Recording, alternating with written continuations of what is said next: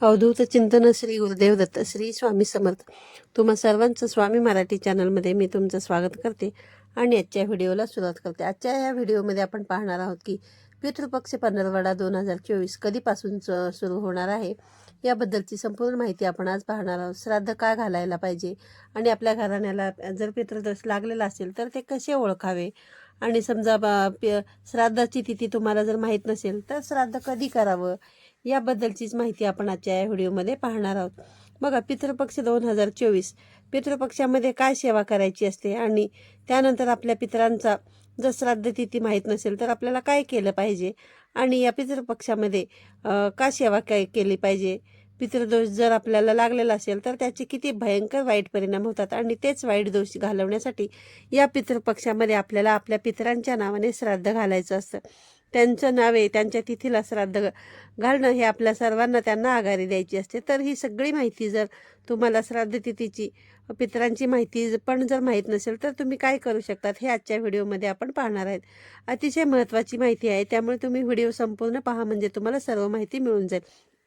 पितृपक्ष पंधरवडा जो आहे ना, तो तुम्हाला सांगते मी, गणपती बाप्पांचं विसर्जन झालं की दुसऱ्या दिवसापासून लगेचच म्हणजे त्या दिवसापासूनच पंधरवड्याला सुरुवात होतच. म्हणजे भाद्रपद महिन्याच्या कृष्ण पक्षामध्ये जे 15 दिवस असतात ते आपण पितृ पंधरवडा म्हणून साजरा करत असतो.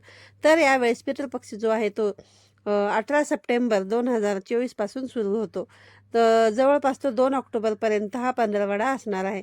अतिशय महत्त्वाचा आहे हा पंधरवडा. या काळामध्ये बघा, आपले पूर्वज जे आहेत ते पितृलोकातून पृथ्वीवर येत असतात आणि पूर्वज जे आहेत ते मृत्यूभूमीमध्ये कावळ्याच्या रूपामध्ये पृथ्वीवर येत असतात. आपले पूर्वज हे स्वर्ग आणि पृथ्वी यामधील विशेष असे क्षेत्रामध्ये राहत असतात. तर त्यामुळे त्यांना पितृलोक असं सुद्धा म्हटलं जातं. आणि पूर्वज म्हणजेच बघा, परलोकामध्ये गेलेल्या आपल्या मागील 3 पिढ्या, मृत्यूच्या देवता म्हणजे यम हा जगाचा प्रभारी असतो. तर पितृलोकांमध्ये गेलेल्या 3 पिढ्यांची विधी केली जाते आणि या पितृ पंधरवड्यामध्ये आपण जर त्यांची सेवा केली तर आपले पितृ आपल्यावरती प्रसन्न होतात आणि आपल्या नकारात्मक गोष्टींपासून, नकारात्मक शक्तींपासून, दोषांपासून आपल्या घराचं आपलं रक्षण करत असतात. आपल्याला बघा, जसं पूर्वजांच्या संपत्तीचा वारसा मिळतो तसंच या संपत्तीचा सुद्धा वारसा मिळण्याव्यतिरिक्त आपण त्यांनी केलेल्या पापांचे देखील वारसदार होत असतो. जेव्हा आपले पूर्वज जे असतात त्यांच्याकडून जर समजा काही वाईट घटना घडल्या असतील, वाईट कृत्य घडले असतील, तर त्या पापांचा वारसदार सुद्धा आपल्या पुढच्या पिढीला ते दोष जे आहे ते लागत असतात.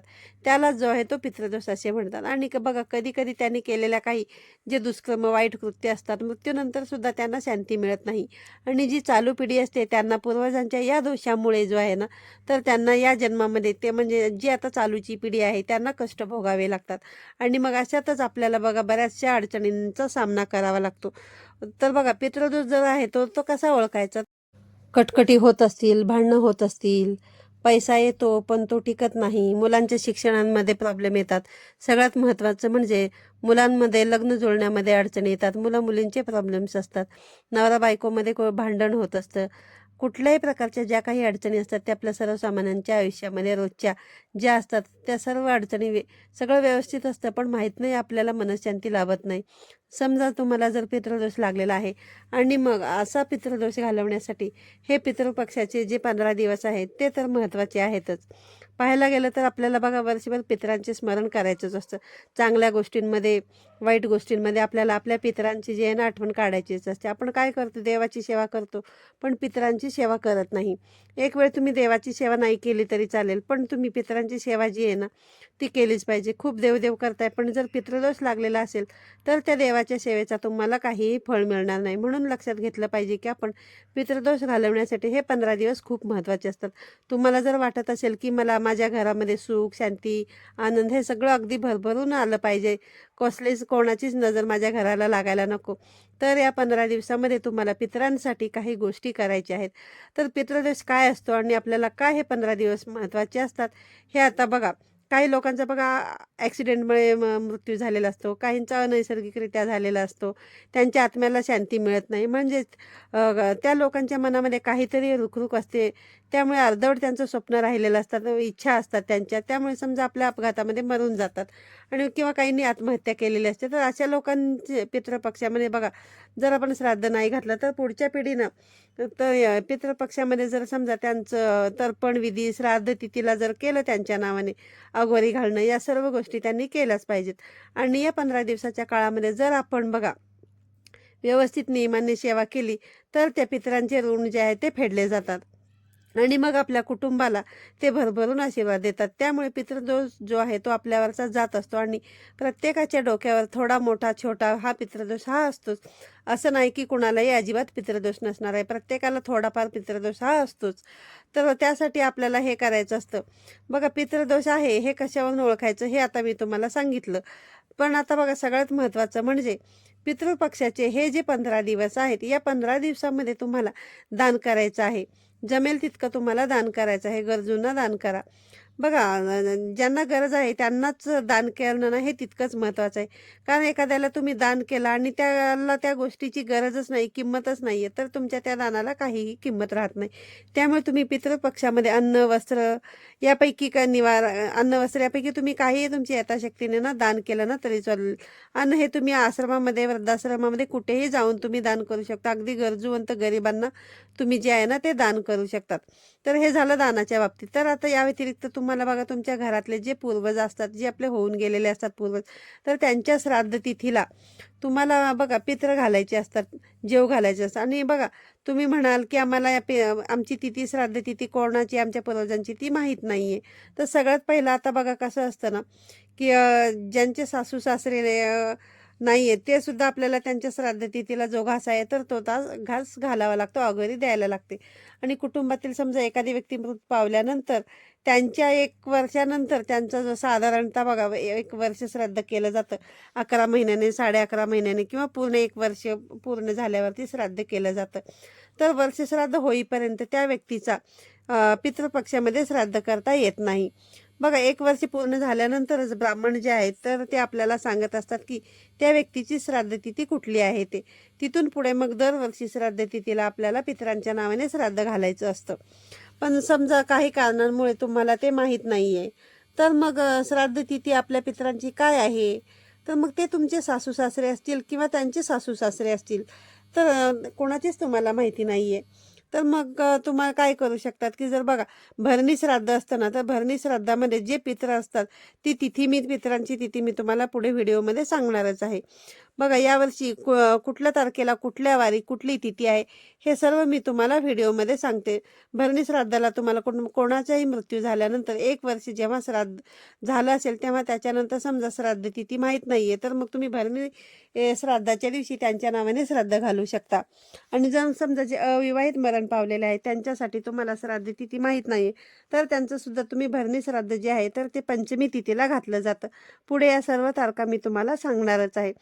तर बघा, जे अविवाहित मरण पावतात त्यांचं भरणी श्राद्ध जे आहे तर ते पंचमी तिथीला घातलं जातं, हे मी सांगितलं. त्यानंतर धार्मिक क्षेत्रांना भेट न देता कोणाचा मृत्यू झाला असेल तर त्यांच्या आत्म्याला शांती मिळावी यासाठी गया पुष्कर, मातृगया वगैरे तुम्ही ऐकलं असेल तर त्या ठिकाणी जाऊन भरणी श्राद्ध जे आहे हे करणं गरजेचं असतं. तर त्यांच्या पण भरणी श्राद्धाची पण तारीख जी आहे तर मी पुढे तुम्हाला सांगणारच आहे. त्यानंतर नवमी श्राद्ध, पितृपक्षातील या श्राद्ध तिथीला नवमीला येतं त्याला मातृश्राद्ध असं म्हटलं जातं. या तिथीला मातेचा सन्मान करण्यासाठी श्राद्ध केलं जातं. समजा तुमची आई, आजी, मग वडिलांकडची आजी असेल किंवा आईकडची असेल. आता मी जे आपलं बघा, लग्न झाल्यानंतर आपण जे श्राद्ध घालतो ते सासरच्या लोकांसाठी श्राद्ध घालत असतो.